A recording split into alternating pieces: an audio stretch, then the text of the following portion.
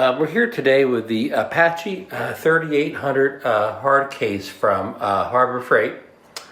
It can be purchased, I purchased it recently within the last 30 days for around $40, minus your sales tax. And I plan on putting the EVO 2 in here. As you can see, the color is a good match up here. So let me show you some of the features about it here. Okay, the Apache Case 3800, it has the two, devices on either side where you can put a lock in there to install to lock it. It has the pressure relief valve down here. It's because I guess it's airtight, and that'll allow air pressure out in case you can't open the case if weather conditions change. So you have the two latches on either side here that unlatch it. And you have the egg crate type of foam up top here, and then you have the foam here, the kind of pick and pull foam that you can customize to whatever you're going to put in here. And it has like 3 layers here of customizable foam. Each one's a little bit different here. So when you want to take them out, you want to put them back in the same order because the case, winds as it goes to the top here. So I'll show you more of that, later on. So, okay, let's get started with the fitting the EVO 2 to the case. Okay, now we have the EVO 2 back here. And what we want to do is we want to allow at least two blocks of this removable foam here. So I made a white chalk mark here. We're going to use chalk to outline the draw around the drone, but this chalk mark indicates we have at least 2 levels of foam that we're going to leave there to give it cushion on the side. You don't want to put it all the way up against the hard plastic. You want at least 2 levels of foam. Some people may even prefer 3, but we're going to go with 2. So now we're going to place the drone where we want it in the case. Then we're going to draw around it with the chalk. Okay, I've got a pretty good chalk outline here. I'll move this camera here that you can see where I've chalked it all around the edges here. So now I'm going to start picking the foam out. Okay, I have the initial 2 levels done. I picked the foam out. I picked it out with just my fingers. I think it works better than using any type of a knife, X-Acto knife or scissors or anything else. So I have this base level here. See, this comes in 2 levels. This is I have 1 level out over there, and then there's like a bottom layer that stays in, just like a protective bottom. So okay, so I got that cut out. So here we're gonna put the EVO 2 in my cutout. It fits, fits pretty snugly. And I allowed at least 2 layers of foam on this side, and 2 layers of foam up there, but I could only get 1 layer of foam back here, which isn't ideal, but there was no other way around it unless I'd have bought the bigger case. So be wary of that. And then I put the top level back in again, and I used the chalk, on both levels to get myself a good diagram. So, I kind of have some uneven rips along the side here, but we're just going to have to live with those. Maybe I can neaten them up with a little knife later on, but, it shuts without touching anything, no pressure at all. So it's definitely down there. And of course we have this egg carton shell up top to protect up there. So, and I did insert a battery in, and it will fit with the battery in. So, okay, we're going to move on to the next phase of putting making slots for the batteries, the controller, and whatever else we can fit in there. All right, I have the drone in and 3 batteries. Now I'm preparing a slot for the remote controller, which I'm going to mount vertically to, I think, save space.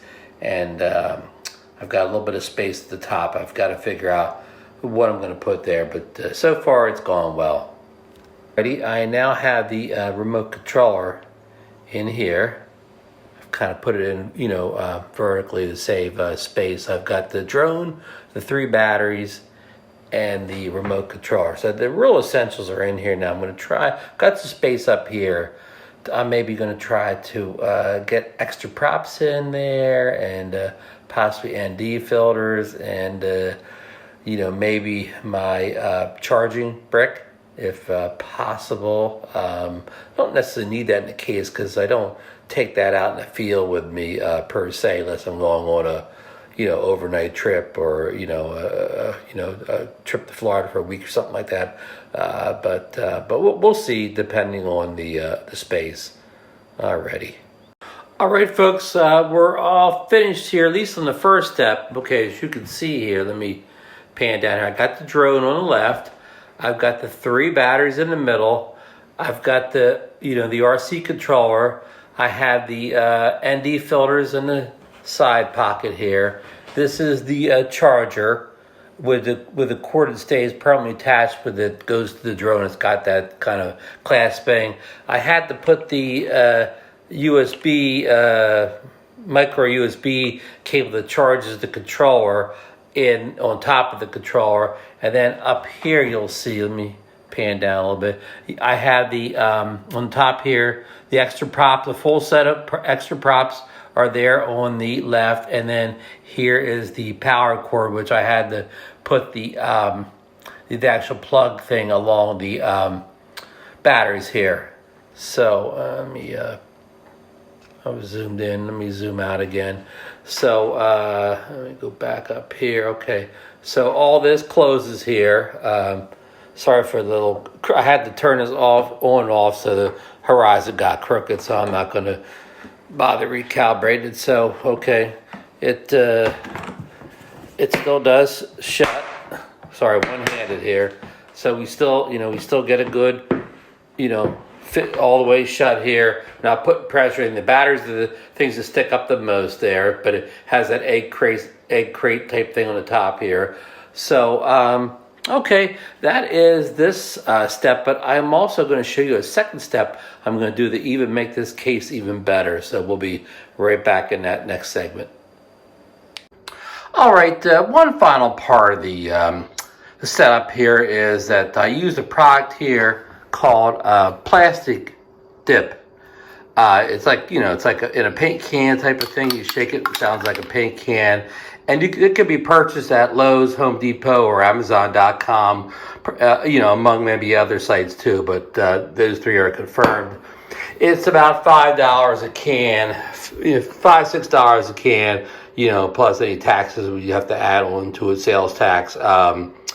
If purchased at Home Depot, Lowe's, I think it's a little bit more on Amazon because you're buying it from a third-party seller who's jacking the price up.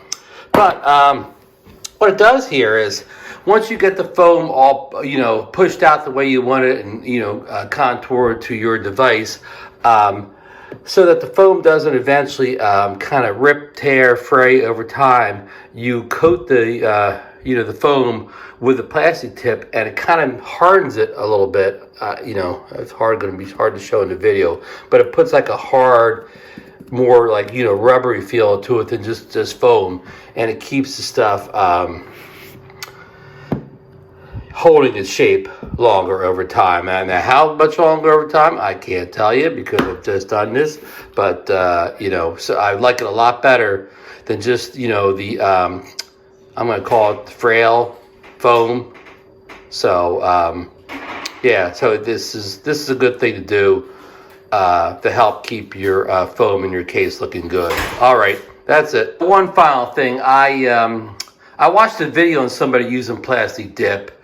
And of course, they had an all black case, so they just sprayed it, you know, the foam inside the case, and it didn't matter to them because their case is black. Well, I didn't take that into account. So when I first started spraying, the black, you know, plastic dip got on the edges of the case here. So, you know, I saw that quickly, and I stopped and I removed the foam and put it on a piece of cardboard outside, and did the last of the you know, the coating with the plastic dip. But you know, I tried to wipe some of this off, and it didn't come off easily, but I didn't get any paint remover or anything. So I got a little bit of black around the edges. That's the only thing I wish I regretted I did wrong. And I do want to add, I took this layer out and plastic dipped both layers in here So, I don't know how important that was, but I did it anyways. It certainly didn't hurt anything. So, okay, that's it with a long string of videos here on this project. I hope this helps somebody to have any questions or at all about my process. Just leave them down below and I'll try to get to them in the comments. All right. Thanks, folks. We'll see you in the next one.